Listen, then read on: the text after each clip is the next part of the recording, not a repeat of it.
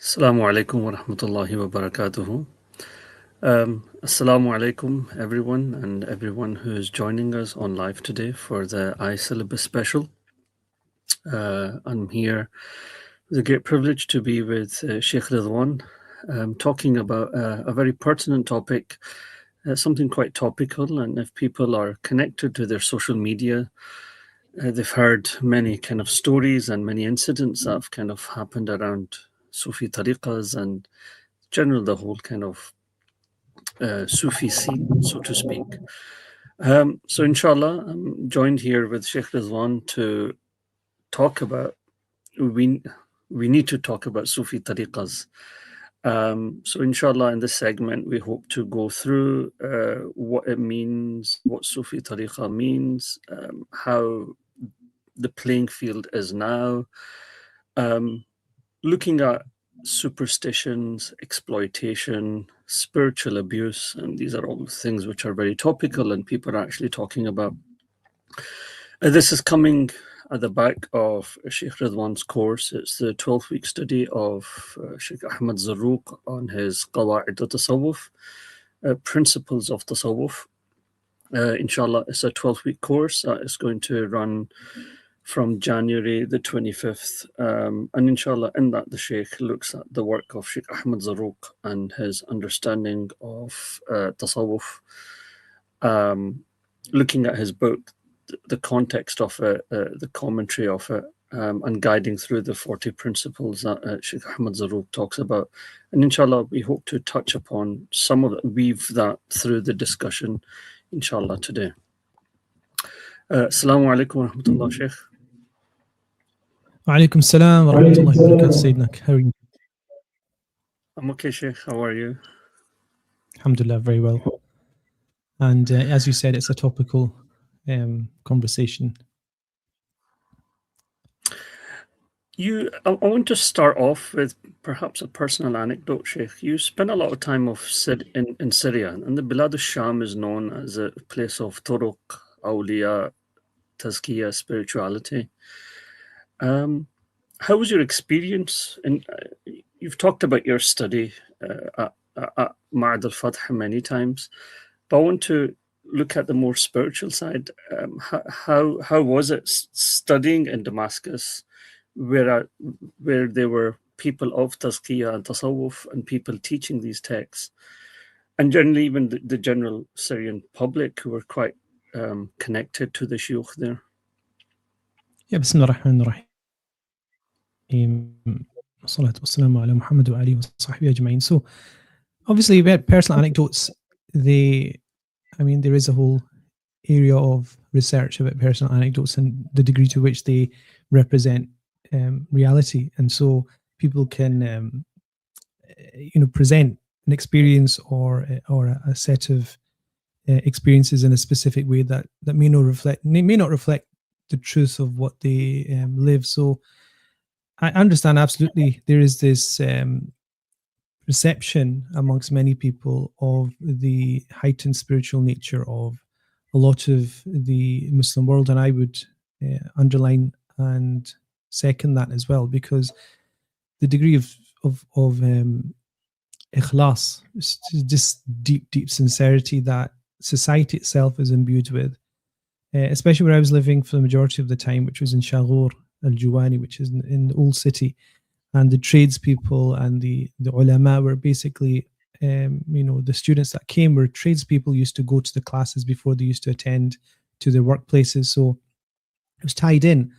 And, the great ulama there that I studied with were also partnered by very, very deep spiritual individuals who lived essentially in the next street to where I was. So, I was overwhelmed by, I think I was essentially, if I look back, I was overwhelmed by their presence so close, almost like a habitual proximity, which I think almost acted as a barrier. But when my father came to visit me, he kind of pulled me out of the constant study that I was doing, and then we went to the majalis of some of the ulama who were more connected with tazkiyah and spirituality. But I'll be honest with you, I was focused in on what I was supposed to do, which was to learn the sciences, and I was pretty brutal in that regime, unfortunately. So the anecdotes are very far and few. So I'm going to be honest with that. So I don't want to embellish things. So before I went there, I had many experiences from the age of 16, 17 with Tasawwuf and Tazkiyah and Tariqahs and things like that. And that's where my interest came from in terms of studying Islam. I remember I was 17, I think I attended Nusrat Fateh Ali Khan's concert in Glasgow. It was in the city centre somewhere in an old hall. And the only thing I can remember about it is a Sikh man who's obviously drunk, going up to Nusrat Fateh Ali Khan and throwing money on him. And so for me, that was a wake-up call to the types of, superstition and fanfare that goes around tariqahs and tasawwuf. And that wasn't what I'd read about when I used to go to Mitchell Library, and there was a large library of books on Sufism at that time. And I used to read through them, and it was really, it pulls you in, this idea of these people who took this path towards Allah subhanahu wa ta'ala, and then they dedicated themselves. And then they produced such beauty as people and spread Islam in such an amazing way. And what I realized after reading that initially was that this was the path of the Prophet sallallahu alaihi wasallam as well, that beauty. And so the first 4 or 5 years of my study of Islam was, in search of that tasawwuf tazkiyah. And so from that experience, I mean, you can say I've got a lot of anecdotes, lots of experience of this area.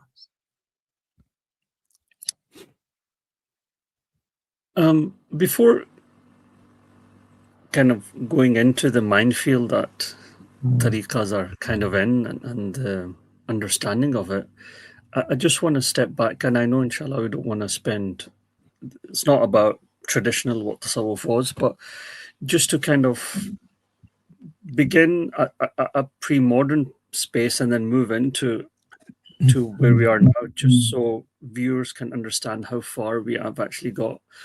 I just want you to, Sheikh, just explain a little bit the function of the tariqahs in themselves as guilds, but as large number of followers following a particular sheikh. And the tariqahs worked very differently depending geographically where they actually were, Central Asia to actual spaces. But just to kind of maybe talk about the functionality of it in a pre-modern time.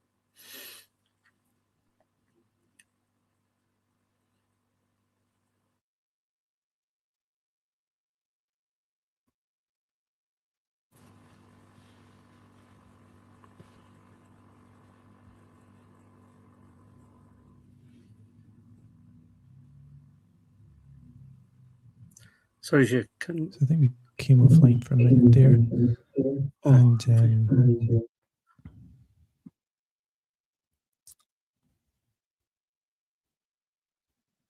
So, Sheikh, are you still on?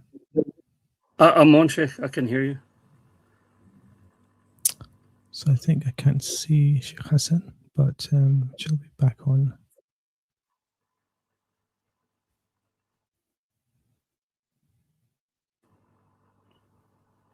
Alhamdulillah, I'm back, inshallah, but I can't see Sheikh Hassan is not there. So I did get the first part of the question, and I got the whole question actually. I think something happened with my internet feed. So essentially, what you're asking about is the development of tariqahs as an actual institutional part of the we could call it Islamic scene.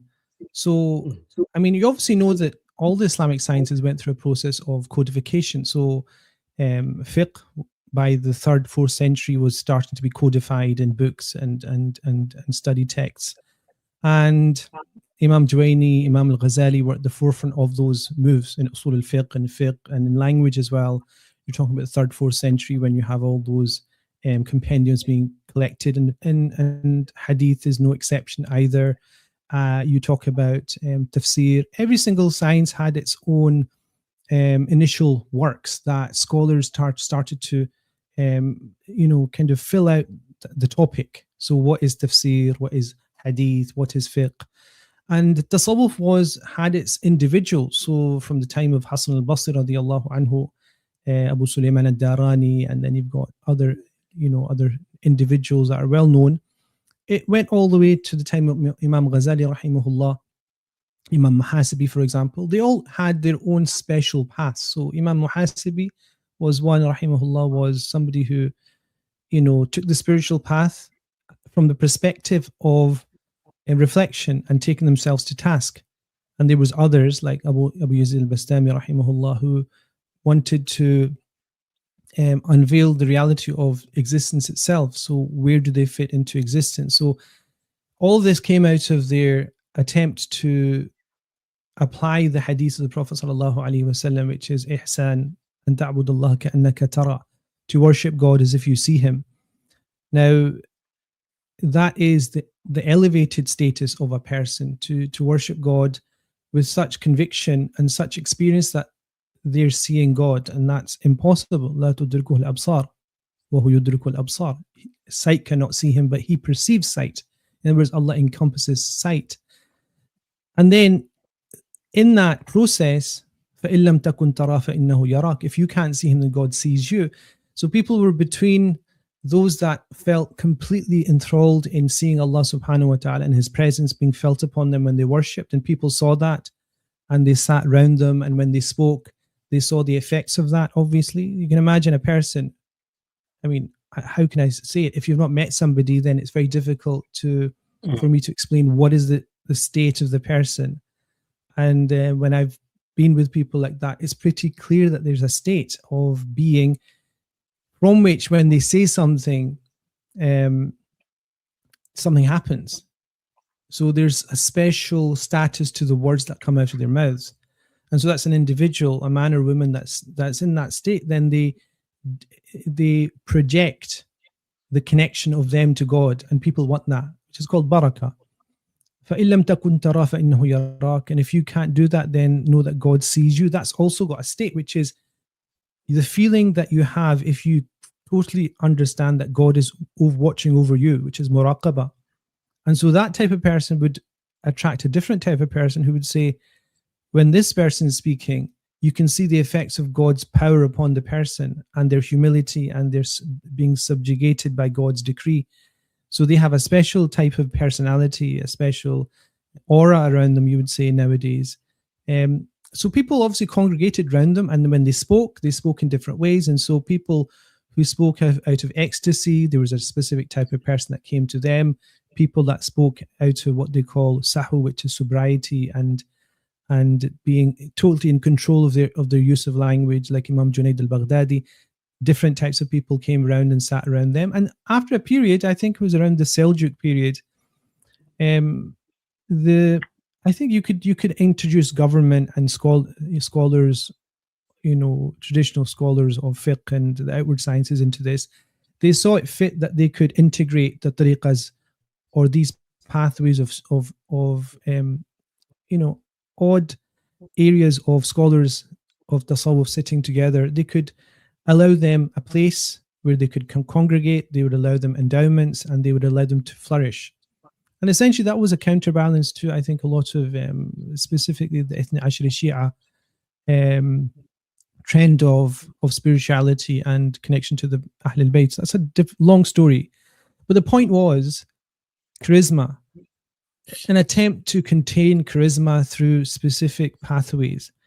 And, at that point it became slightly formalized, but remember, it still happened from the time of the Prophet ﷺ up until that time. So for about 5 centuries, a person met a person who met a person who met a person who met a person, and that individual, like Sheikh Abdul Qadir al-Jilani rahimahullah wa radiyallahu anhu, he encompassed people, the teaching of the people he'd met, who had met people who'd met people, who had sat with the person who went on the Isra and the Mi'raj.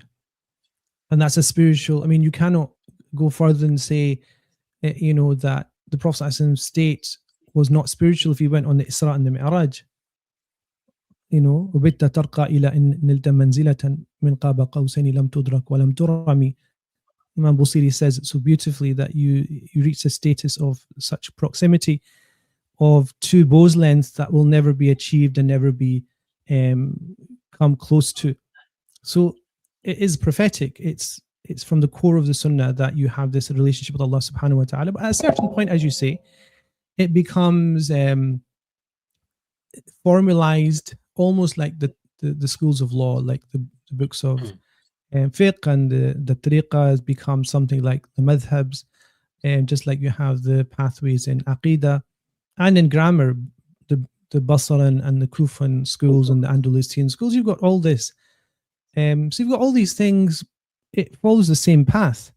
But essentially what is interesting for our time will be the moment that there's power and influence in this pathway, the tariqah, which then becomes part of the Mughal Empire, as you know better than me, as you read much more than me, and the Ottoman Empire with the Janissary army affiliated with the Mawlavi tariqah, for example.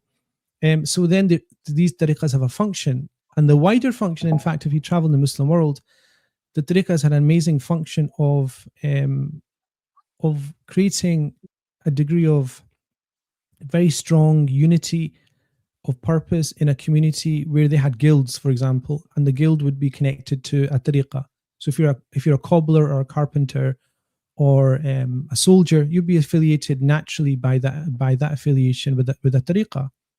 So every Thursday you would have a dhikr with a sheikh who would teach you. So instead of just working 9 to 5, as we say, and just being concerned with mundane things, you're now concerned with doing things which seem mundane with ihsan, through a connection with the core of religion, which is to worship God as if you see him. And so, so if you take that, then tariqahs have had a very strong, powerful role in our ummah, specifically in, let's just mention the fact that they were at the forefront of repulsing colonialism in Africa and in the Caucasus, in the subcontinent, in the Arab countries as well. Al-Qassam Brigade, what is it from? It's from one of the Naqshbandi shuyukh from Palestine. So these had an amazing, powerful and blessed function in the Muslim ummah, for a long period of time. And inshallah still do it to a degree. And if you read, books, Thomas Arnold's book about the spread of Islam, he very succinctly mentions about how tariqahs took Islam to many of these places. When you read about the Ottomans, the Sufi sheikhs were obviously at the frontiers. When newly lands were absorbed in the Ottoman empires, it was the Sufi sheikhs who would come. And a lot of this, I think, has been kind of brought into forefront with Ertugrul, this kind of Ibn Arabi mystical figure. And in the Seljuk, I think, drama, Al-Ghazali comes. And it's very interesting how it's been dramatized and brought to the masses. So what you've described, Sheikh, is something highly intellectual, full of ihsan, full of beauty and etiquette, and something that brings about all the various different disciplines of Islam. And it was, and Tasawwuf for the people who are the cobblers, but also for the high society as we function. How does it go from something so beautiful to where it is now? Like that the trajectory of it's to now where, if I were to just for a minute describe what the scene is now, it's about, like you mentioned, influenced, amassing followers. So when the sheikh dies, the sons have got into a fight with one another because they want to take on the mantle, the influence it brings. We have people who have no grounding in the Sharia at all, who are just blowing on speakers and entertaining thousands. And you have to understand that, influencers, for example, they're influencers, and how do they influence? They have reach, and then therefore the reach then translates into the possibility of power, and also the possibility of wealth. So influencers, essentially, the reason they're influencers is essentially so they can monetize. So there's no influencer that you would imagine exists that didn't want to monetize. And that's something that I would have to mention is not specific to tariqas. Religion generally nowadays, I mean, I'll make this point and people can take it or leave it. A lot of the culture around scholars, forget tariqas, I'm talking about just mainstream, Salafi, Sunni, whatever it is, scholars is built around the same thing. It's influence, it's about marketing themselves, and there's very little in terms of pushing the boundaries of ilm or thought. And if it does, it's part of the persona of the person to gain leverage, to work with charities and then gain income through charities. So they might go to a charity event and make 20,000 in £20,000 or dollars in a specific event, and it seems much more civilized and much more acceptable than an Asian from subcontinent with a microphone blowing into a microphone. You know, it seems much more acceptable. But the reality is, there's very little. Everybody's playing at their own level, and religion is used to make personal gain. So this is a generic issue that I think needs to be had as well. Otherwise, I think there is this sense of selectivism in signaling out a specific individual from the subcontinent who farcically blows into a mic, and we don't know what he reads, but he's called chuf chuf. So essentially, I mean, that became a type of entertainment. But the reality is, he does what he does because there's a market for what he does amongst people who are illiterate, and because the majority of people are illiterate, it's also a chance for other people to use him to gain money and influence as well. So that's how it works. Politics becomes enshrined in that and embroiled in that as well. So how does the Tasawwuf go from there? I think it goes into, because it's a structure. So it's like Foucault's famous idea of structures represent power, and to destroy that power, you have to demolish the structure. And unfortunately for us, Tasawwuf is embedded to a large degree with tariqas. And to demolish and take down, as Foucault would want us, to take down that pillar of the tariqas would be to essentially decimate the spiritual life of the majority of Muslims. Let's just stay there, because the tariqas, I mean, if you remember, I visited you in Egypt in 2000, I think it was 2008. You remember, in Egypt? So I went, and I remember I went to meet Sheikh Abdul who was it? I came to Cairo, Abdul Azim Al-Kattani, I think it was. Yes. And I came to meet you, and then I went to Alexandria. I realized he wasn't there, and then I went to visit the resting place of Imam Shadili, rahimahullah, down past the start of the Nile, and then I met him there. And I met him there by chance, and then we traveled all the way back through Egypt by bus all the way to Cairo, and we stopped off at lots of different places, I think 6 places, and they were all, centers of tariqas, and they were serving the people there, but they were also giving life to the communities, and they had a very, very special function. Yes, they were, embedded in the communities, but they did fulfill a function in terms of memorization of the Quran, the teaching of Sharia, and they embedded religion in the communities themselves. So we're not in a situation, I think, where we can point the finger of blame, as some groups in the Muslim community would, to tariqas as a whole, because they still fulfill a very important function. I mean, in Syria, for example, I know that firsthand, the amazing role that they played in reviving Islam there. So it's not a question of the tariqas requiring to be dismantled. It's more about recognizing good practice and recognizing charlatans and bad practice. I think that's really where the whole discussion takes place. And that's where the interest lies with myself, in terms of people come to me and say, there's this sheikh and this happened and this was abusive and this other things happened. What do you think of this?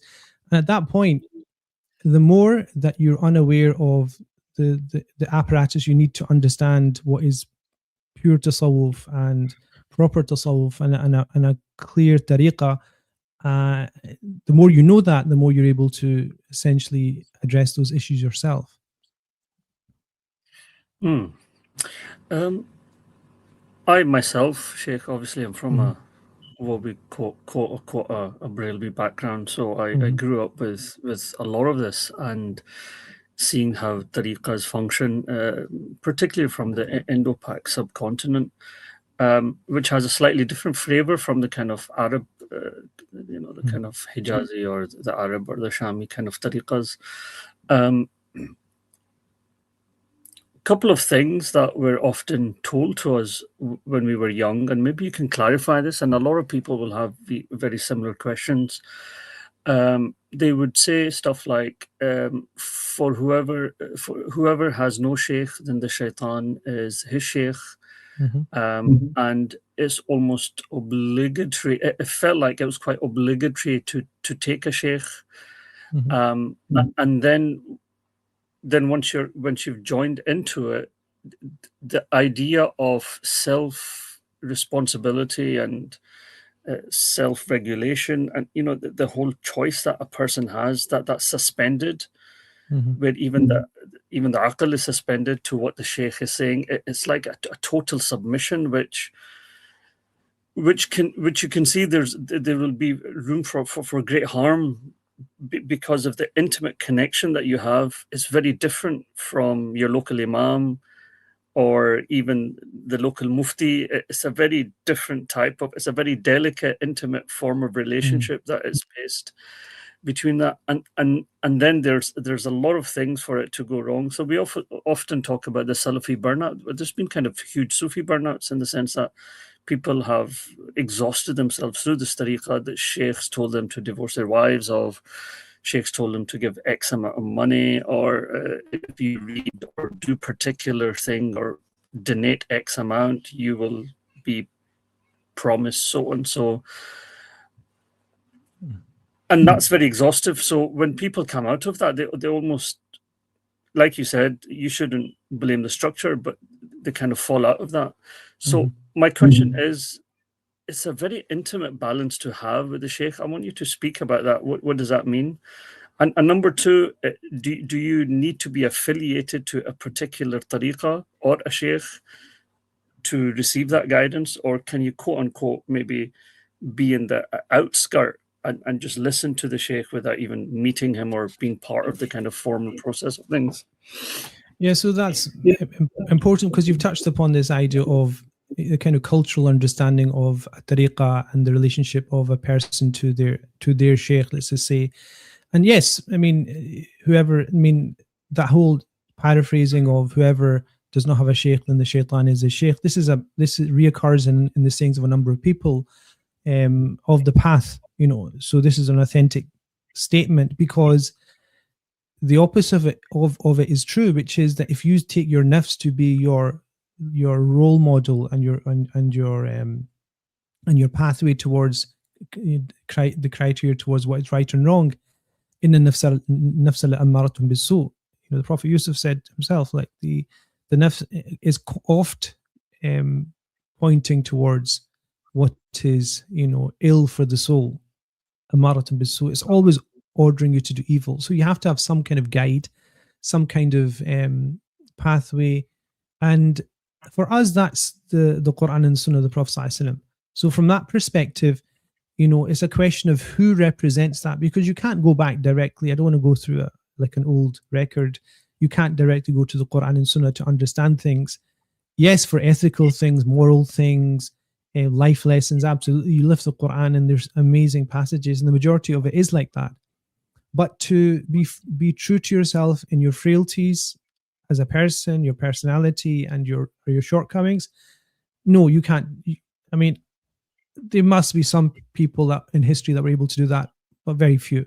I mean, I remember one of my shuyukh, when I was finishing up with him, he said, "You've got this one quality and you just need to get rid of it." And it hit hard. And I wouldn't say that to myself, and I would never have said, like, okay, look yourself in the mirror, I need to sort this out. No, he did it, and it was clinical. It was like a surgeon's knife cutting and surgically. It was so precise that you need a sheikh for that. And so you do need a sheikh for that. But the question is about the other thing you mentioned, which is about agency and volition and choice. I went Yeah. into looking at tariqahs and shuyukh and sitting with them on the back of having read a lot. I mean, I remember before I met my first sheikh, I'd read a lot about Islam. I'd studied and read a lot. So I went in understanding the basic premises of what a tariqah is, what a sheikh is, and also the idea of the fallibility of the sheikh as well, the ability of the sheikh. I mean, this is understood. The prophets are infallible, sinless, and their intents are never sullied. But a sheikh does not have that protection. They do. There is statements that say that they're protected, but there's a lot of discussion about what that means. They can fall into sin, and the sin itself is the sin that anybody else would commit, but that's their own struggle as well. But the reality is, at a simple level, the sheikh is a person who's trained in the shortcomings of the nafs, who can then act as a guide for you to then indicate to you what your shortcomings are. It's a simple logic. It's like an expert surgeon trains under an expert surgeon, don't they? This is the way that you go about training and learning about certain things. So that's true, but not where the problem lies with your anecdote. Is you're told, and an illiterate, essentially religiously illiterate person is told this, and at that point they think that everything the person says is the gospel truth, let's just say, and there's no room for maneuver, and they don't have religious literacy at all. That's a recipe for massive disaster. It's a recipe for what they call spiritual abuse, but essentially embedding ignorance in the community itself, and also not elevating spiritually the person that's looking for spiritual elevation. So that's the big problem, isn't it? Because the person comes spiritually enriched. Where are they getting enriched? They're not getting enriched at all. So it's a cultural thing where, they say kalimatul haq urida bihil batil, the word of truth by which you bring out a false premise. And that's essentially what that is. This idea of the sheikh, being an absolute necessity. For some people it is. I mean, once you are ready and are aware, then, Imam Ahmad Zarrūq mentions this. There's a certain point in which you cannot elevate yourself in that original thing we talked about, which is to worship God as if you see him, without the direction of a sheikh.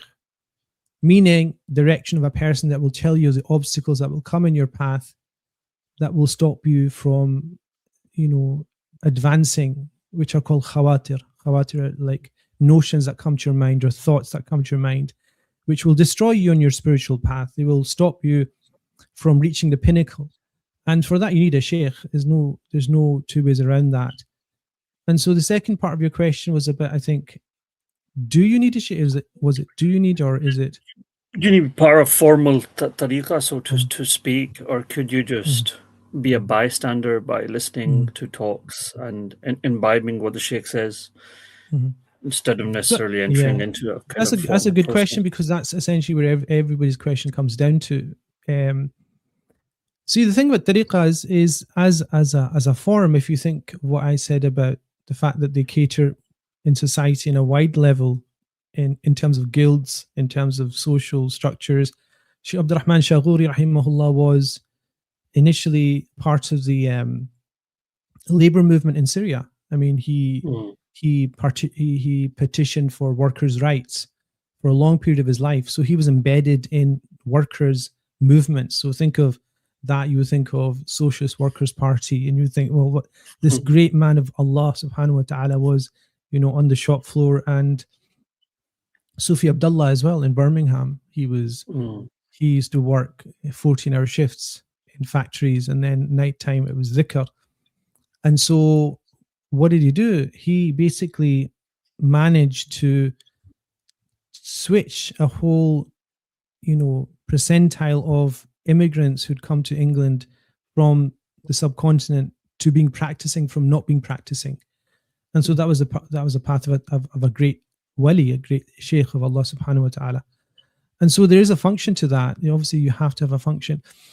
But then the other thing about tariqahs is that the individual direction that a person is given by the sheikh is lessened, the wider and the greater the tariqah becomes, the more affiliates that are there, and the sheikh's ability to take on that focus, which you can only do to a small number of people, is limited. And so what happens is the tariqah itself, if it's a good tariqah and it's well, and the sheikh has managed to discipline its growth, it acts as a way of tazkiyah and spiritual training as well. The murids themselves, the people in the tariqah, end up helping one another in that spiritual journey, even though the sheikh himself will be limited in the number of people that he's able to directly direct. And so can you do it from the outside? I mean, this is the thing. I mean, there's this whole discussion, and this is where it becomes topical or controversial, depending on how you think of this, that that direction really comes from what we call murshid al-kamil, a teacher who is fully endowed with the qualities to be able to guide. And that's really the type of person that you're looking to gain insights from. Otherwise, what you're talking about is a well read or experienced practitioner of the spiritual path who has a lot of experience and is mature, and is what Imam Ghazali talks about, akhin salih, a true sincere brother who's elder and more knowledgeable, that will then help you on the path. And that's obviously something that can happen. But remember, if you're watching from the sidelines, you're still not addressing the deep-seated barriers and obstacles that you have yourself to that higher level of spirituality. So remember, if you take a step back here, are we supposed to go so deep into our spiritual existence or not? It's really a question of aptitude. Allah has created everybody with different aptitudes. So imagine you're a person of deep spiritual aptitude and you didn't use it. You'll be taken to task by Allah because of that. And there's people that their spiritual aptitude is very basic and simple and superficial, but that's all they're asked about. And they're, in the eyes of Allah subhanahu wa ta'ala, their perfection in spirituality may be something that we consider to be mundane. And so everybody's, kullu hizbin bima ladayhim farihun. Every party is, kind of, partying with what they have intellectually as well. Some people are a bit, what we'd call slower or less clever, let's just say. They're going to be judged differently from a person that, has got an amazing intellect. And so it's the same with the spirit. Not everybody has that deep, are basically turning in their beds about their journey towards God. Not everybody's doing that. And not everybody will do that. So this is, again, Ibn Arabi, mentions this in his Futuhat, that this is a divine favor, that some people were closer to the creative process on the day of the Mithaq than others. And so they were pulled in a different way. And so if you're pulled and you turn your back, then you're in a very sorry state. So we're not talking about everybody. The path of spiritual perfection does not require tariqah. Okay. But it may require it for some people. And the perfection in spiritual, ihsan does not require a sheikh, but some people may need to knock on the door of a sheikh. Do you understand? And that sheikh could be part of a tariqah and could be not part of a tariqah. So a sheikh could be, it's not something that is improbable at all. They're not part of a tariqah. As long as they have that that connection with a person that rectified their soul, and they went through the process of being, face to face in the presence of somebody who had been in the presence of somebody all the way back to the Prophet ﷺ. So that is something that is real, and it doesn't require a tariqah at all for that to fulfill itself. Okay, that's very helpful. So, and what I'm hearing, Sheikh, is that obviously there's not one size that fits all. It really, depends on self-discipline and, to what extent, how engaged you are with the faith and how practicing you are and how much help you need. Your teaching Imam Ahmad Zarrūq's Qawaid, and I suppose this question is linked to the awsaf of the sheikh or the murabbi, like, you know, what qualifies a person to do that. And Sheikh Ahmad Zarrūq was known as the one who takes task to certain Sufis and scholars of his time, that he was able to kind of really, you know, question and uphold the noble Sharia by questioning these people. What I mean, before going into the Qawaid itself, Sheikh Ahmad Zarrūq's own self journey is quite interesting. I think his first murabbiya that he mentions is his own grandmother, al Banin, and he talks about how she instilled. And I thought that's quite interesting because she's a female, and we see many female, but their sense of masturat, they've always been hidden in our history. But he speaks very beautifully, actually, about her, and she was the one who essentially kind of brings him onto the path. And there's a story he mentions about she would hide the food and then say, you know, we need to now pray and do dua for Allah to give us food. And then I would go and I would find the food, and then after food we would do dua for an hour, you know, doing shukr. So what's about the man's journey himself before writing the book that takes him? Yeah, so that's an interesting point, because Sidi Ahmad Zarrūq rahimahullah is one of the few scholars who actually left an autobiography of types. So this is very rare. Imam al-Ghazali left one, and it was more introspective about his intellectual journey. Sheikh Ahmad Zarrūq rahimahullah is more mundane, you would say, because he's just put in journal. For us today would be journal entries. And it's extremely interesting because his work, I mean, he wrote 29 commentaries on the Hikam of Ibn Atta'il al-Iskandari. He wrote on tafsir, he wrote on fiqh. When he was, in fact, you must know in Azhar, there's still his chair, which is endowed, chair meaning a physical chair, which is endowed in the area where the Maghariba alight in Azhar Sharif. And so he was given the chair of the Malikiyah, which means like the Maliki school, and he, going to the majority of scholars, he reached ijtihad in the school itself.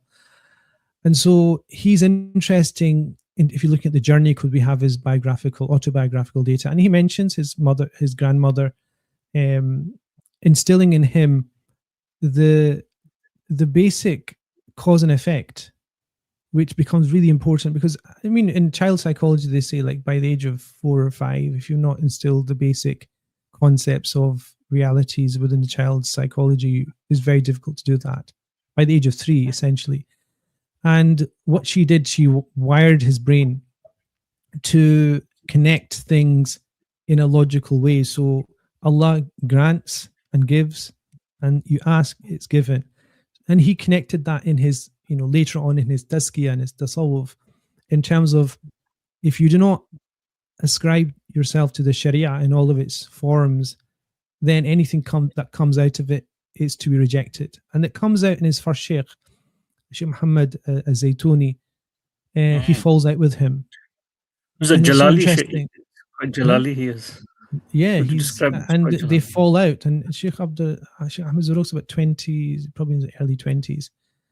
And it comes out to the fact that, you know, it's a long story and there's other details, but essentially it comes out of the fact that his sheikh tells him a secret about the Sultan Abdul al-Mardini, who was the final ruler of that dynasty. And he then, the sheikh then, I wouldn't say accused, but that's the word that essentially is translated as Sheikh Ahmad Zarrūq of telling this secret to somebody else. And Sheikh Ahmad Zarrūq swears to Allah that he's not done it. His teacher insists that he has done it. And then he goes to Abu Madian's grave, which is in Tilmisan, because he can't accept that he can't admit to something he hasn't done. And you can imagine he was so close to him, to his sheikh, and this was essentially the way that the spiritual path would be given to him. And he's basically expelled, and he goes to the grave of Abu Madian rahimahullah. He comes back within, I think, just over a month. His sheikh's passed away. And so on a principle, he did not submit. And it comes up again and again in his biography, that principled approach to tasawwuf of, it doesn't make sense. That's essentially what he's saying. Look, you told me something, I've not said anything. How can you expect me to admit to something I've not done? Without being disrespectful, he did it and he left. And by the time it came back, the situation had been solved. His sheikh passed away. And the other reason was that his sheikh was supportive of an uprising against the sultan. And Sheikh Ahmed Zarrūq knew in the books of fiqh it's not permissible to do that, because the Portuguese at the time were encroaching into the outlying areas of the Maghrib. And Ahmed Zarrūq saw that it was going to weaken the Muslim lands. And he said, look, it's not permissible to undermine the government or the sultan in that way. And he fell out on that as well. So you see this headstrong, principled approach to tasawwuf, which then he uses in his book Qawaid al-Tasawwuf, which is, I don't know, I mentioned this when I was teaching the course in a one-day course in Glasgow. The I-syllabus one-year diploma course, essentially when I started to author it, I essentially structured it around the Qawaid al-Tasawwuf, because you'll notice that everything's integrated. The Qawaid al-Tasawwuf, the majority of it is not about tasawwuf. I think the fifth of it is about tasawwuf. The rest of it is about aqidah. Some things about political issues, issues about fiqh, usul al-fiqh, language. And so he has a very principled approach. And in this day and age, if you don't want to be duped by, fake beers and people blowing into microphones and people basically taking advantage financially of you or in other ways, you have to have literacy. You have to have literacy of the tariqah and tasawwuf and what it is. And what he does in his Qawaid al-Tasawwuf is essentially puts down all the elements of tasawwuf, why you need tasawwuf, if you do need tasawwuf, what is it? And, yes, you did mention he was called Muhtasib al-Ulama. I think when I was teaching it, I mentioned it as the auditor of the ulama wal awliya. Auditing. He's auditing. He's basically saying, okay, let's see your tax returns. Oh, we haven't paid enough tax. But essentially, even that title, I've come to believe that title was not given to him in a way that was positive. It was a slur on him, actually. Oh, okay. Yeah, so what happened is when he came back to Fez at the end of having spent time with his Sheikh al-Hadrami in Egypt, he came and he asked people, and this shows you the type of people we need. He comes and all the scholars come to sit with him, and he says, how do you earn a living? And they all started to become agitated. And then one of them said, well, there's little that we can do except to live off the awqaf of the dead. And he said, La hawla wa la quwwata illa billah. He said, there's nothing left except to dine off the flesh of dead people. And so what did they say? Are you going to audit us? Are you going to take us to task? And essentially, he spent 4 years in Fez not teaching. Essentially, that's where he authored most of his works. I mean, I've got a commentary on Sahih al-Bukhari by him, which is very rare for a Maliki to author on Bukhari. But he authored for 4 years and he left because he realized, at some point, it's the truth is bitter, and even a blessed city like Fez will not accept the bitter truth of, things being done according to the book. That idea of an accountant saying, if you've got a good accountant, hopefully they'll tell you, do it by the book. If you've not, then it's probably an Asian somewhere kind of giving you shortcuts and all the rest of it. But the point is, he didn't do the shortcuts. And I think now in this day and age, we need that voice again. We need that Zarruqi voice of clarity, because otherwise it demeans religion generally. You demean the real purity of your religious tradition, and by it you essentially put on the line the spiritual tradition as well, if you don't essentially do that. So I think that's why that whole, his personal anecdote, his life, his autobiography, and his works are just by far, for me, has always been one of the the most amazing scholars of Islamic history. Mm. I remembered reading the what you mentioned, the incident, that we live off the dead. And when he said that, I think the fuqaha, had mentioned, at least we do not live off the living flesh, Of living flesh. which is prohibited, and Zarrūq fainted, knowing Yeah, he that. fainted and they left him. Yes, of course. Because So he of was that. he was as shocked by the fact that people had the audacity to defend themselves in that situation. So he was thinking. I mean, remember, I believe that questioning was because of the fact that he saw the Spanish and the Portuguese in making inroads, and he thought, look, the scholars have to get their house in order. Essentially, that's what I think he was doing. We need to be strong. We need to have that prophetic presence where people listen to us, and if we call to jihad, they will come and answer the call. And if we're not, if they just feel that we're scrounging off, the living and the dead, which essentially is happening now. I mean, if scholars want the izzah that they had in the past, and the mashayikh as well want that izzah, they need to recover that. And Sheikh Abu Sulaiman al-Zabidi in Syria, I remember he used to make this point at all. He went to a government office, and there was a woman there who saw him, who saw him as a sheikh, because obviously he's wearing the attire of a sheikh, and she said, "Oh, I saw this dream last night. Can you just interpret it for me?" Like a mockery of, this is all you're good at. And he just said, "We don't do that anymore. Like we're not the butt of jokes anymore." And he said it took us 30 years to raise the status of scholars and scholarship in Syria, where people stopped seeing us as people that basically scrounged for, £5 here and money there, and we were here just to teach.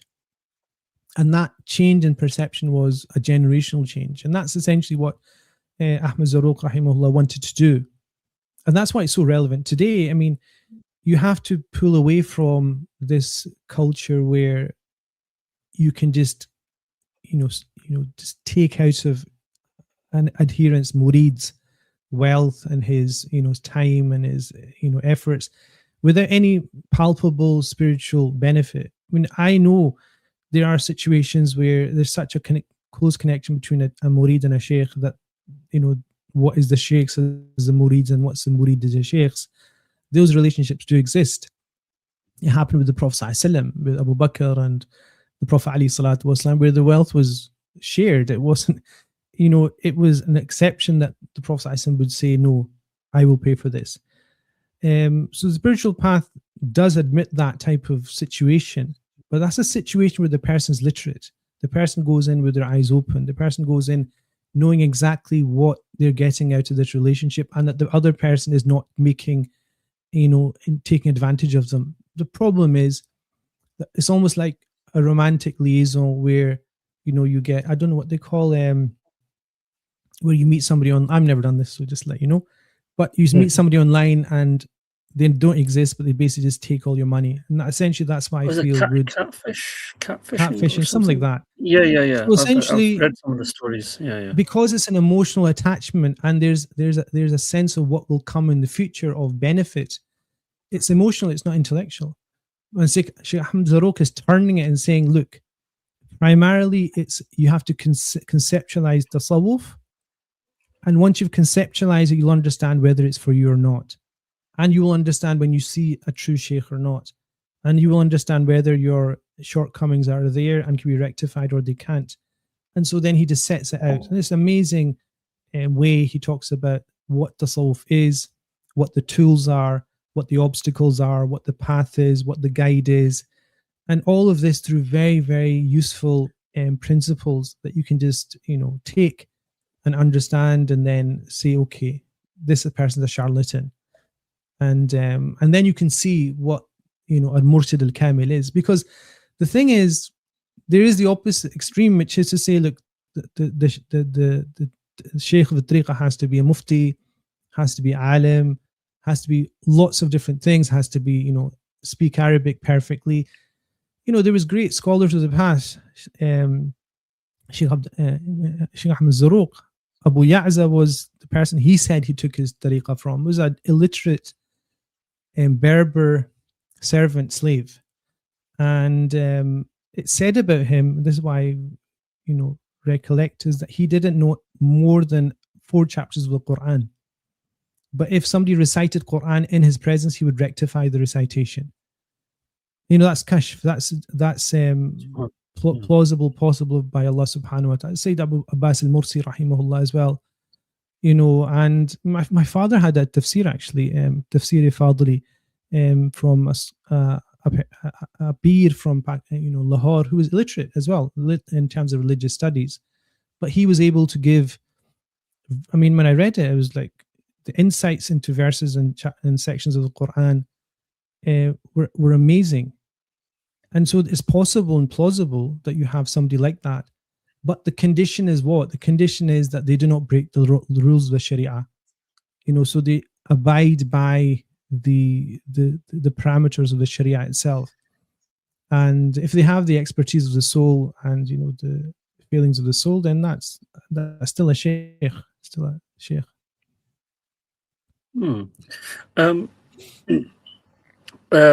I mean, one of the beautiful things about Sheikh Ahmed Zarrūq was that he spent a lot of time, of course, with the ulama, and spent a considerable time in Cairo. There's stories about him spending time with Imam Sakhawi and others. And like you said, he wrote books on hadith. What I'm interested in, because there's a famous saying of Sayyidina Imam Malik radiallahu ta'ala anhu about, the one who has tasawwuf but neglects jurus fiqh, he becomes kind of a heretic, and the one who learns fiqh but neglects kind of tasawwuf, there's a form of transgression. What's the impact of Imam Ahmad Zarrūq as a Maliki on his kind of tasawwuf outlook here?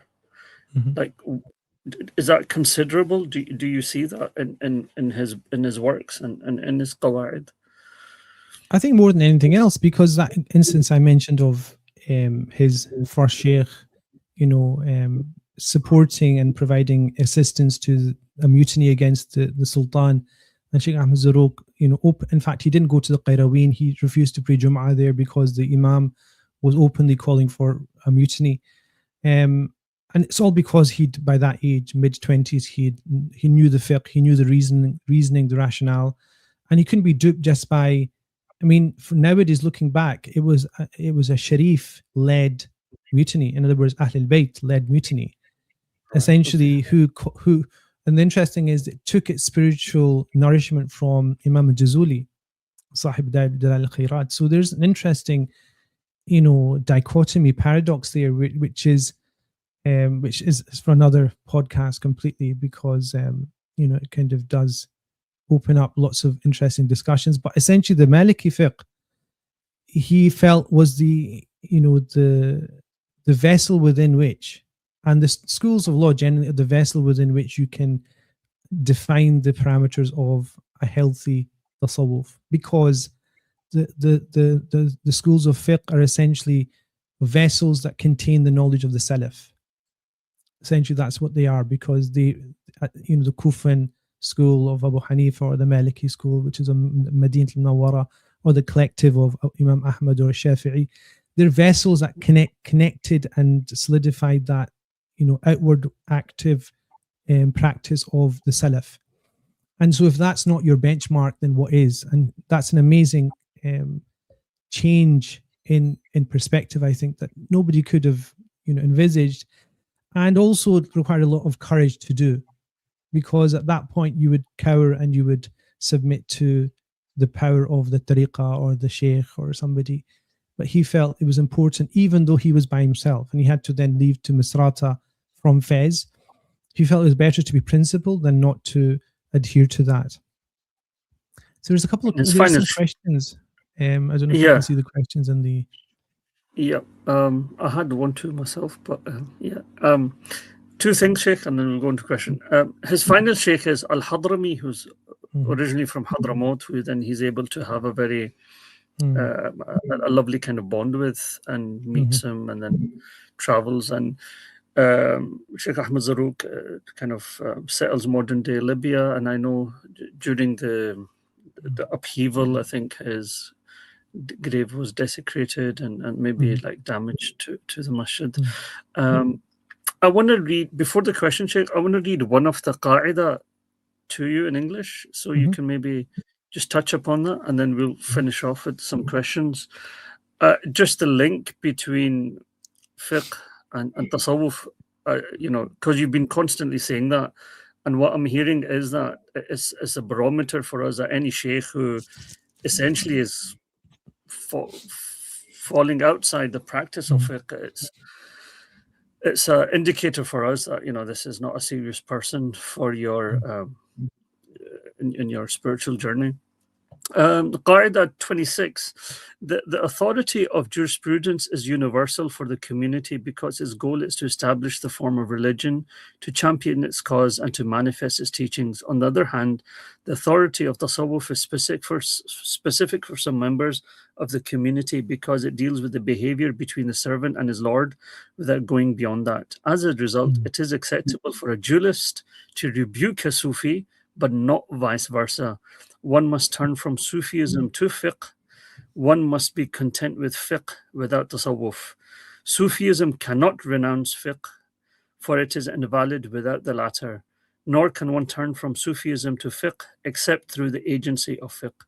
Although tasawwuf has a greater preeminence than jurisprudence, the latter is safer and more general for the public good. For this reason, it is said, be a jurisprudent Sufi and not a Sufi jurisprudent. The Sufi of the jurist is more perfect and surer than the jurist of the Sufis because the former has realized the path in a spiritual state, deed, and intuition, contrary to the latter. The former is firmly rooted in his knowledge and spiritual state. This perfection did not come to him except through sound jurisprudence and sincere intuition. Neither jurisprudence nor Sufism is valid without the other, just as medicine is of no avail if it is a theory without experience or an experience without theory. So understand this. It's a small qaida, wasn't it? That was essentially, if you want to simplify that one, would be, you know, you tell your child to adhere to a certain norm. You say, okay, you need to do this. This is how you do this.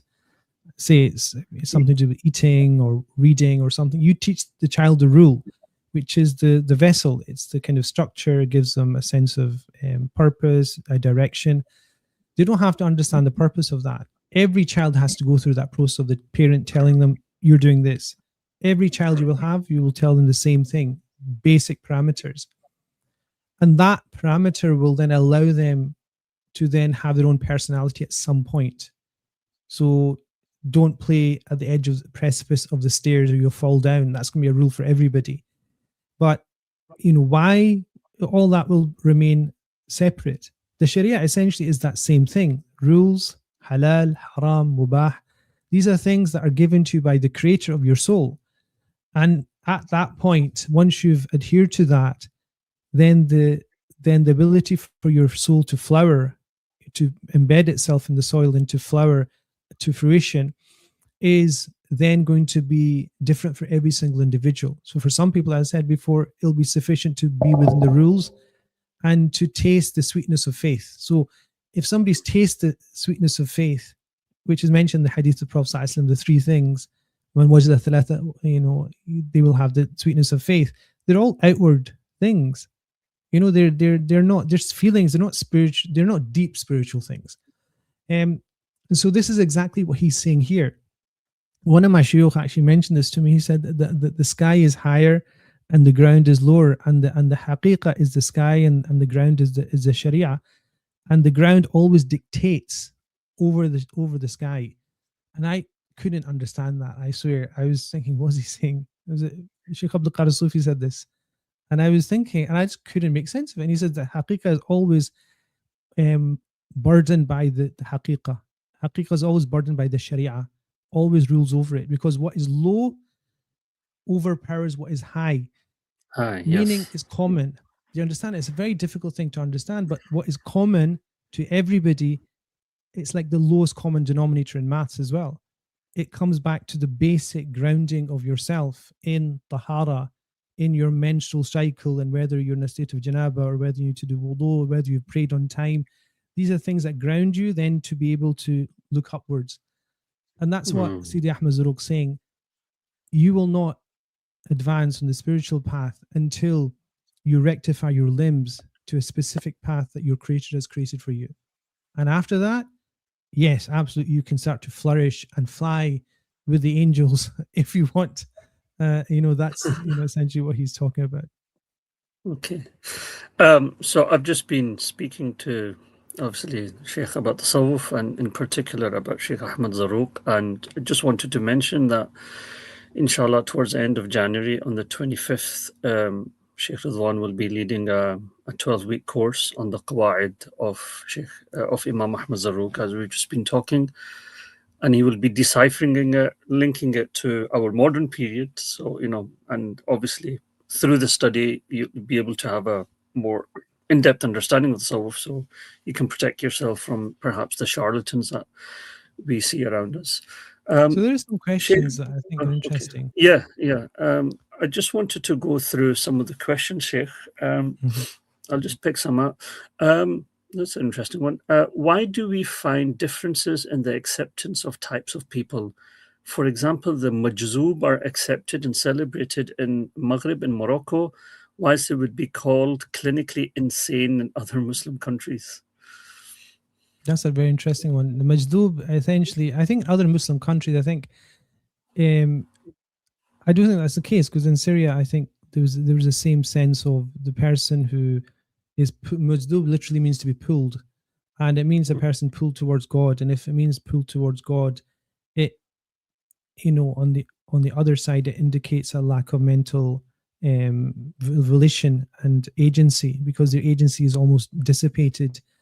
So I think that's to do with the fact that it was popularized in the Maghrib much more, but it does exist in most traditional Muslim cultures, where the spiritual path is understood, and they see the potential of good in all people. I think that's basically, the more kind of secular leaning a country has become, and more materialistic and more educated in a secular sense, I think that disappears a bit more. But in traditional societies, I think that still remains. Another question: would the concept of marketing oneself be enough evidence that the spiritual sheikh is not chosen? Marketing, what does that mean to you? The question. Can you explain it to me? I don't know. I think what I understood is that if you market yourself, you're not really a sheikh. You're not really the chosen sheikh, or you should. I don't know if is that the question. I have no idea. But that's what the question is. Would the concept of marketing oneself be enough evidence that the spiritual sheikh is not chosen? All right. So the fact that you've marketed yourself, is that indicative? So again, there's shuyukh like Sheikh Ahmed Zarrūq, who disappeared to Misrata with the precise intent of being outside the gaze of people, because he indicated in his works that being in the midst of people embroils you in political machinations and scholarly machinations. But there is a time when you need to let people know about certain things as well. So that's a wider, role of a Sheikh of Tariqah, because remember, a Sheikh of Tariqah is also sometimes the possessor of fiqh and the possession of tafsir, possession of religious sciences as well. So it's sometimes the two can be conflated. But remember, they do have a social role, they have a political role, they have a wider community role, like in Africa, in Senegal, in Nigeria. The tariqas have a way of creating coherence within societies and connection to religion at a mass level that you cannot do. And then in that way to not promote, but essentially to show the degree of influence that you have. If it's for the sake of Allah subhanahu wa ta'ala, there's no problem in that, in all things. So if you have something good to do and to express to people and to teach people, then there's nothing wrong with letting people know about it. So in and of itself, self-promotion is a negative term, obviously, but let's just say talking about letting yourself be known. But obviously there's indicators that show that a person is not sincere in that. If in a marketing context, it would be pretty clear. Talking about the shuyukh being active, I mean, if you read the history of subcontinent, the creation of Pakistan, the tariqas were very, I mean, there was statements of shuyukh who would say that if my murid votes for Congress, he is not my murid anymore, and he's kind of outside the folds of the tariqa. So again, that's to do with the kind of social, political prowess that they had, given that they had financial, kind of assets as well that they could, use as well. Another question: is it required for? I think we've done this, but is it required for an individual to affiliate themselves to a sheikh? I think we've already answered. So I think the thing that people always say is then is the opposite of that, a person who's book read. So I clearly kind of indicated that an individual who's not formally associating themselves with the tariqah itself still has to have that individual person that they connect with, who connects with another person to the Prophet ﷺ, in a way that is similar to the pathway of receiving learning anyway. So tariqahs are a formalized method, and it's it's not like fiqh where you have conditions of ijtihad. It's a question of connection and tarbiyah, which is a process at the hands of somebody, in the company of somebody, and that's plausible. So it's plausible, it's not impossible. And is it something that does happen? Yes, it does happen. So that's the case. Jazakallah khair to both sheikhs. Appreciate your insights. May I ask, in regards to tariqas prescribing adhkars that aren't known in mainstream Islam, claiming to be been taught by the Holy Prophet, peace be upon him? Yeah, so Imam Ahmad Zarrūq just covered this in his Qawaid, and he basically restricts the adhkar to those that are in their source prophetic, even if their tartib, in other words, the way that you recite them is not. So a sheikh can provide adhkar to a student, and they could be in a specific form, but what's contained within the actual adhkar have to be from a prior source, a specific source, to have the power of being prophetic. So remember, the dua and the adhkar, their power emanates not just from their meaning, but also from their source and their, what they call the mabani, their kind of form that they have physically in terms of structure. And so the most powerful ones that are connected to the Prophet ﷺ, but the tartib can be given by the sheikh himself, but nothing that goes outside that. What you've mentioned about taking for perhaps not from sheikhs or in tariqah, but sheikhs who've kind of studied and have some sort of muttasil lineage to the Prophet sallallahu alaihi wasallam. Another question just on that, I think on back of that comment, I don't understand how a sheikh can be muttasil without a tariqah. What would a sheikh or murabbi look like without a tariqah? Is seeking guidance from a sheikh that is a book read, or reads book, acceptable? So again, that's the same thing I mentioned about whether the path of your murabbi is a necessary condition of them giving you insights into the spiritual path.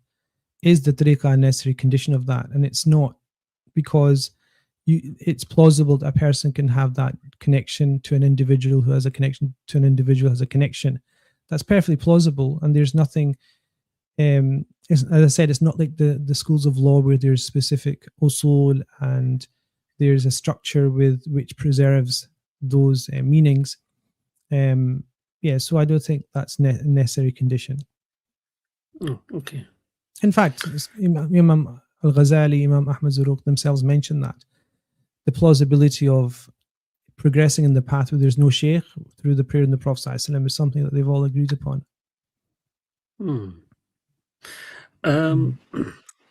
How do you rectify those inner voices without directly having a sheikh who can highlight your vices and the methods to remove them? So they're khawatir, you have to learn the sources of the khawatir. So the khawatir are essentially notions that come to your mind. They could be satanic, they could be angelic, they could be Rabbani, they could be rational, logical. You have to identify them all, and you have to then, essentially assign them purity or harm. And the way to do that is essentially you have to learn that. I mean, you have to learn that through somebody who tells you how to, if you think you want to do something and you're not sure whether you should do it, you have to start to recognize where that notion comes from. And the notion can only be identified through, through a murabbi. And that's even with the inner vices as well, like So inner vices are different. Inner vices are anger, ostentation, pride. These are kind of things that have a tangible effect. So envy, anger, ostentation, pride, all these things have external effects that you can see, and you need to rectify them. An intelligent person, like Imam Ghazali said, that an intelligent person can actually learn from a sheikh, or they can learn from a close friend or brother or sister, or they can learn from their enemies, or they can learn from general people, because they can see the vices and the effects of a vice. You can see the effect of a vice of anger by watching other people. You don't have to be told it yourself. And then to the degrees you can rectify yourself with that is the degree to which you have control over your own choices, your life, and the way that you administer discipline to yourself. So it's possible. I mean, discipline is something that nobody can dictate for you. So the vices are different from the khawatir are different, which are notions that come to the mind. In terms of adhkar, if someone like claims, so for instance, in the Tijani Tariqah, this is mentioned in the comments, that if Sheikh Tijani claims that the Prophet taught him a type of dhikr or adhkar in his dream or in a wakeful state, what do we do with this? Is this authentic, or do we stick to prior sources of adhkar mentioned in the Sunnah? Yeah, so I mean, it's nothing against that being given to somebody who follows the tariqah itself. So it's something that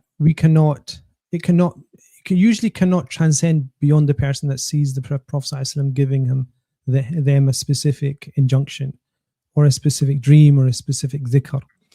And so, that would remain restricted to that person, or a person that considers that to be a trustworthy source, but it would not pass beyond that person, and you couldn't ascribe it to the Prophet ﷺ. And the other thing would be that it has to abide by the general principles of adhkar, which is the meaning in terms of the prior syncing of that meaning with the adhkar that we know. And yeah, again, it's like Imam Zarrūq talks about the vessel of Sharia always dictating and acting as a judge in those types of situations.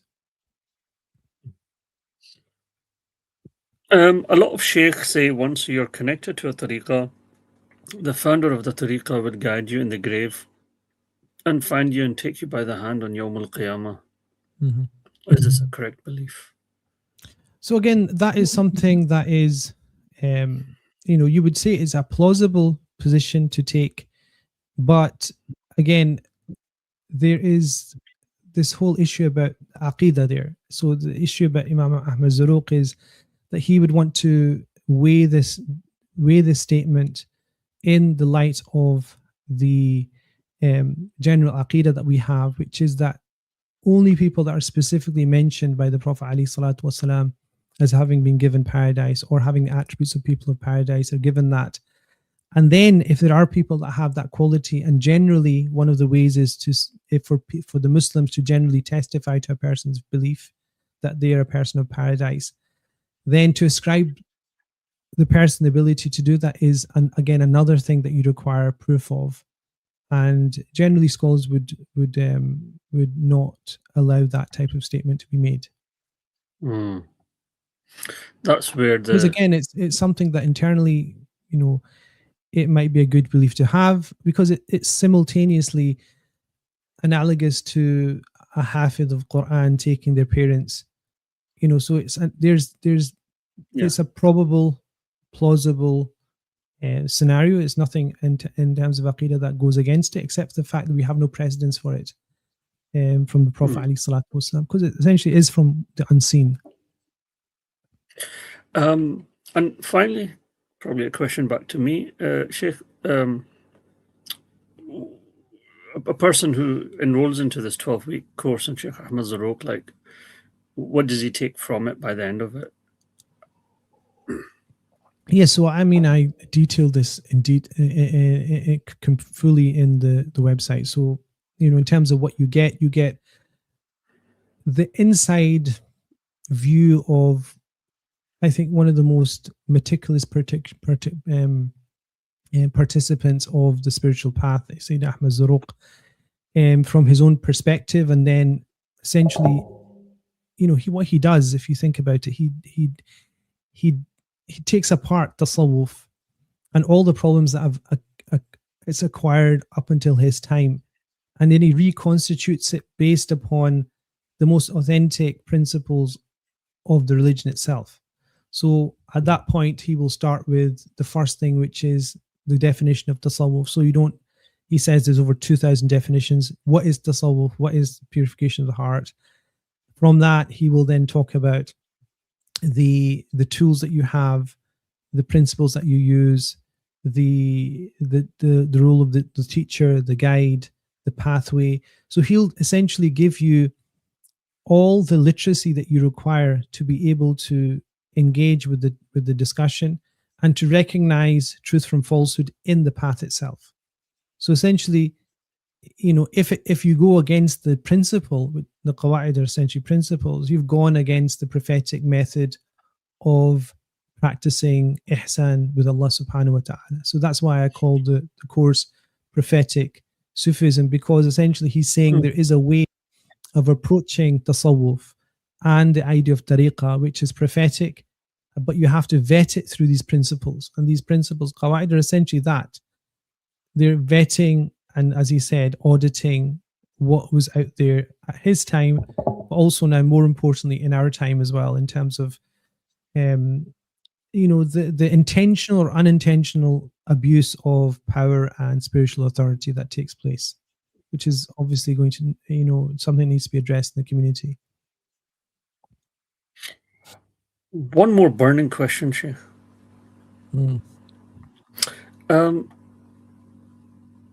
Someone who's trained in, let's say someone who's trained as a counselor in mental health, and one thing that the training obviously talks about is like this idea of strict boundaries and this kind of decorum.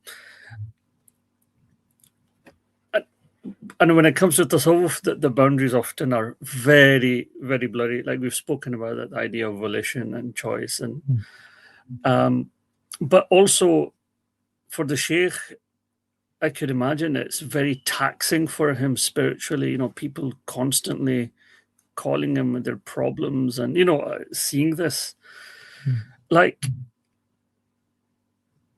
yeah. I mean, how would you respond to a Western mental health practitioner who, because I feel the practitioners have somewhat feel that they've become the Sufis, of the age, in the sense that now we're dealing with people's quote unquote problems, spiritual problems. So how would you explain to them that something like a sheikh who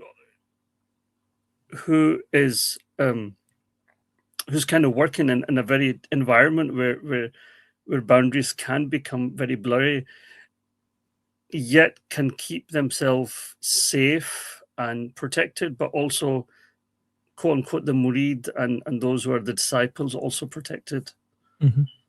So the difference is you have a code of conduct, you have specific parameters and professional parameters you work within, which are the product of the development of psychology, psychiatry, counseling, and best practice. And those are all based upon outcomes, like what are the expected outcomes, what is even the idea of agency in the West, to what degree can you divest an individual who's coming to you with a problem of agency and choice. That's a completely different strand, which is why I would push back on this idea of essentially associating one with the other and taking the place of the other. in the Islamic paradigm, you have the Sharia, which dictates the professional boundaries of both the Sheikh and the Murid. And the Sheikh has to be cognizant of those and remain within them. So one of the conditions that they all agree upon for the Sheikh, it's a simple one, is the adherence to Sharia. And that precludes any type of abuse, emotional, spiritual, quote unquote, financial.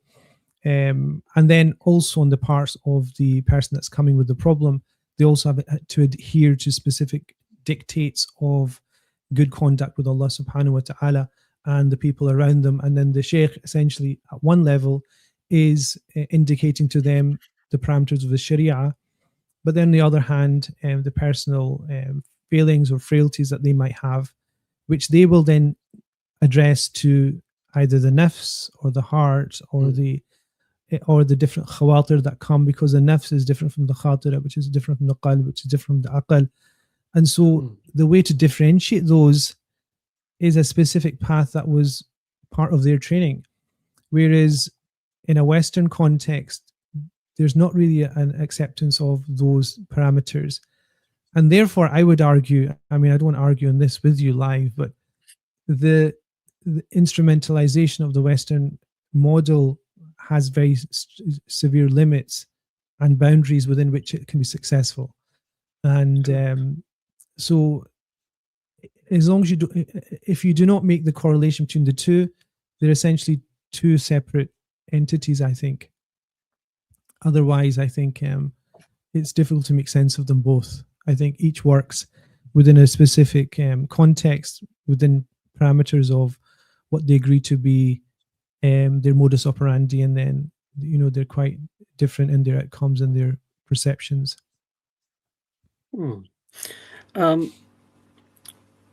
Yeah, we should. Should we call it? Should we stop here? Up to you. In terms of United Kingdom in particular, Sheikh, I think there's been a more kind of heavy subcontinent Tasawwuf that's come, and that's obviously part of the migration story, so to speak. And that's had an impact on people in the sense that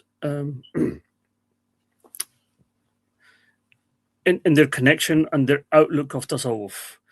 So if you've traveled like yourself, Sheikh, to different parts of the world, when people say Tasawwuf is a very broad understanding, you talk about how Tasawwuf pushed back to secularism. In Turkey, it's a very interesting when you look at the Turkish Shuyukh operating during the Ataturk kind of period.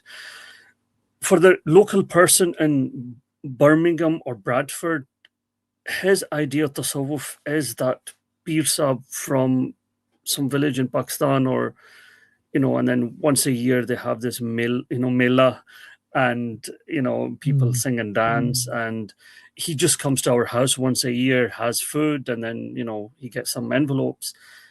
I'm just taking it at a very kind of basic level of people's experiences from what I've heard, and part of that is the role of then I have to educate. It's like because of my different experiences, but that's been a familiar experience actually for many people, and that's what kind of Tasawwuf really means to them.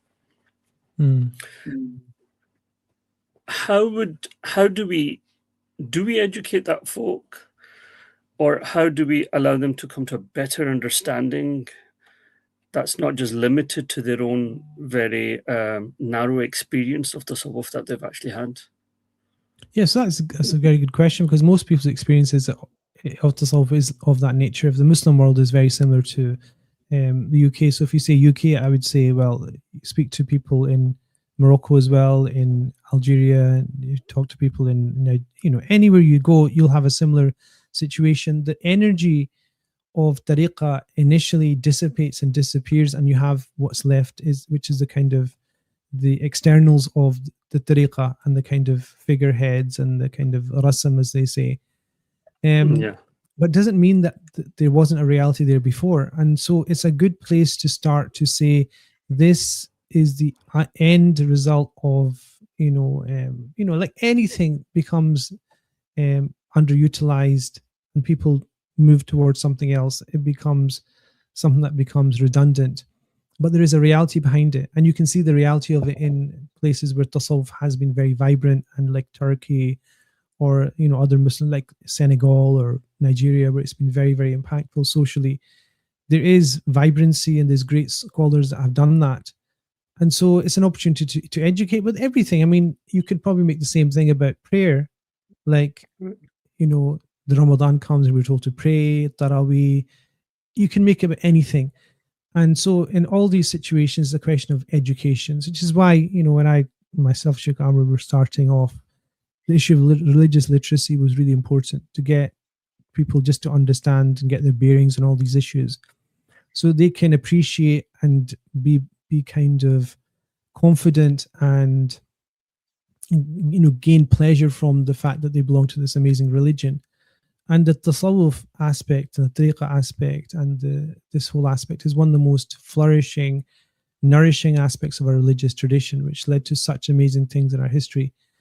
And so that's why people can't just ignore it or try and destroy it. It needs to be protected. It needs to be it's an endangered species, as I would say, that needs to be nurtured and inshallah learned about and studied, and just to read the literature of the people of Tasawwuf, just like Rumi's Mathnawi, for example. These kind of things are just like civilizational wonders. And so as the community that all this wonder belongs to, we should at least take care of it, inshallah. And if you look at pictures of the Fath of Istanbul, you know Mehmed Fateh is very much there in one of the paintings, and then his Sheikh Akshamsuddin is kind of there with the beard, and also important the spiritual role in kind of conquering that. I mean, one of the things that I usually sheikh, and I usually like, if you've been burnt out from kind of subcontinent tasawwuf, can you dip into some Turkish tasawwuf?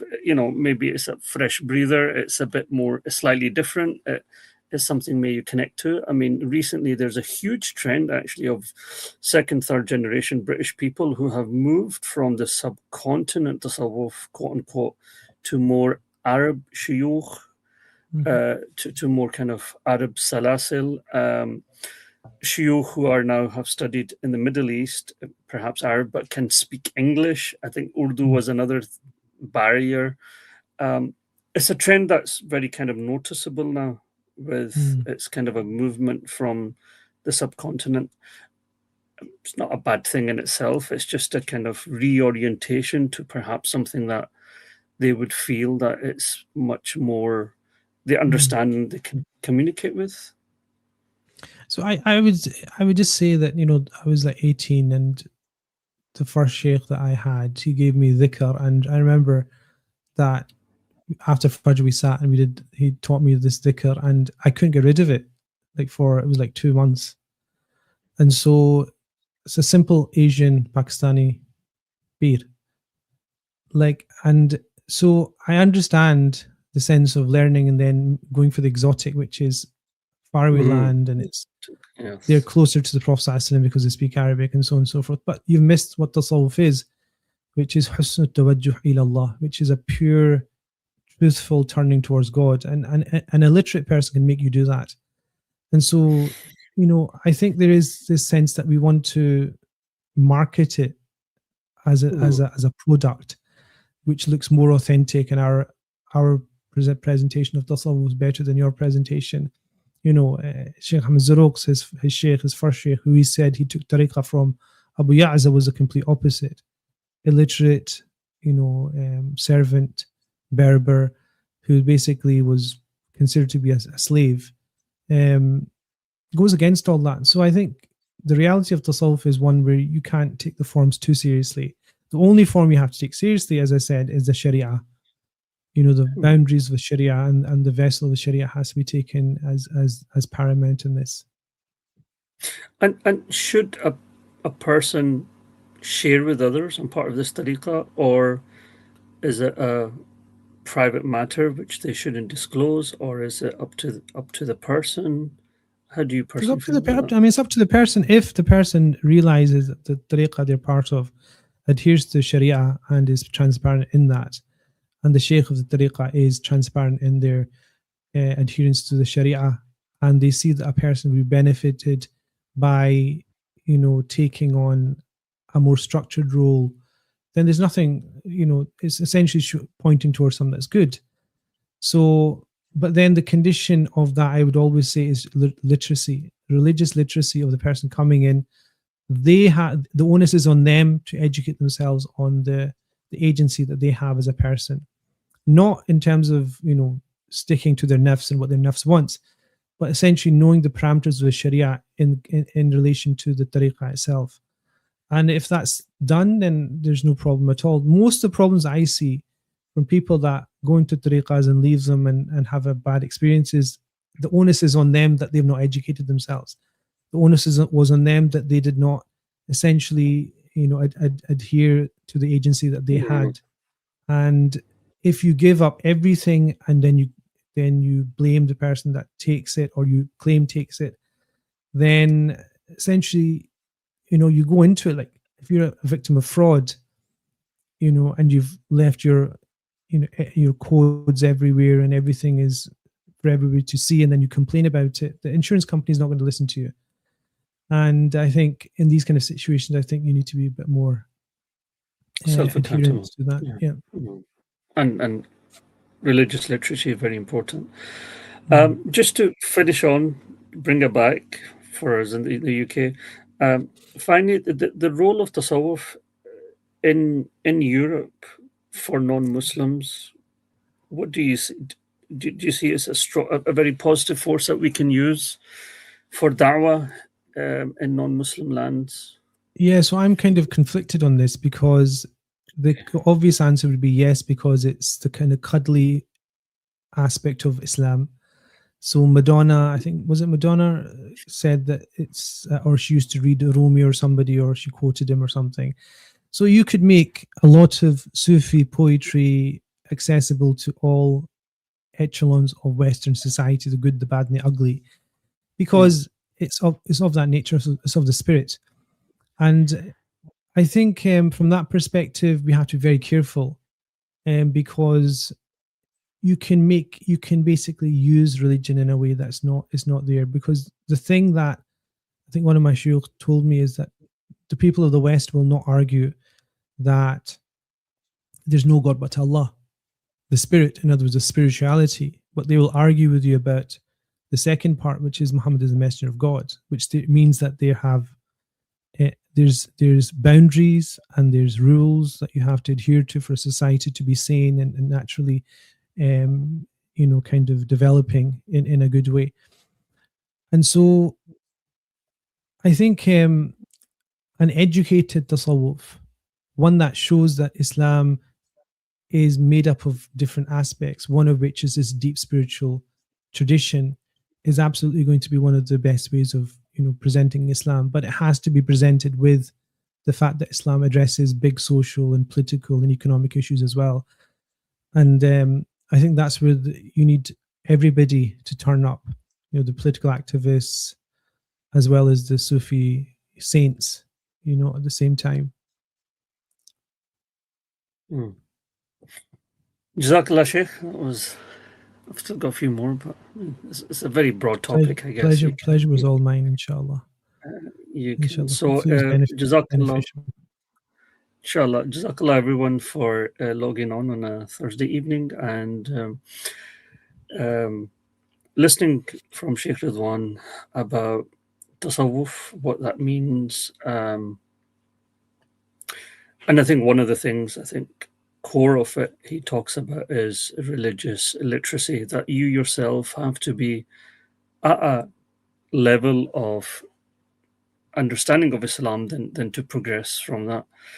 And I think, Sheikh, that was a good point in the sense that syllabus gives you a wholesome literacy, then to, you can, a launch pad for your spiritual journey, so to speak, because you've covered the fara'id. And so if you're interested in more of this, Sheikh Ridwan's got his 12-week course.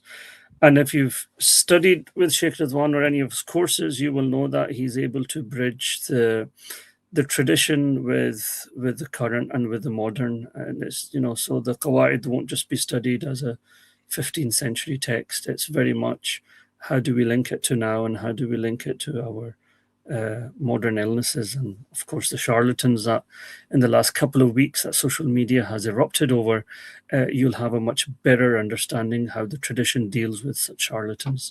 So Jazakallah Shaykh for that, and Jazakumullah everyone who joined us this evening. We do dua Allah subhanahu wa ta'ala protects you, your iman, the iman of your children, and protects us Muslims both here in non-Muslim countries, and protects the lands of the Muslimin. Jazakumullah. آمين. جزاك الله خير الجزاء. السلام عليكم ورحمة الله وبركاته.